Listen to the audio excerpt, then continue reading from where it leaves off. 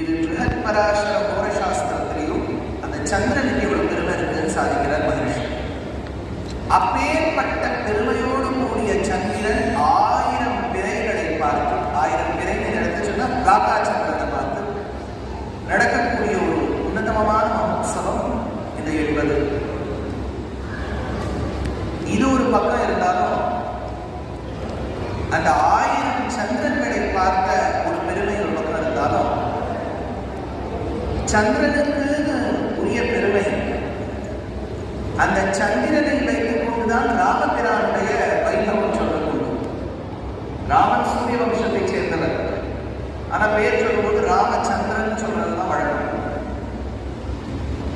அண்மையில நடந்த ஒரு ஆச்சரியமான தேசமே பெருமைப்படக்கூடிய ஒரு சம்பவம் சூரிய திலகம். ராமனுக்கு அயோத்தியாவில் சூரிய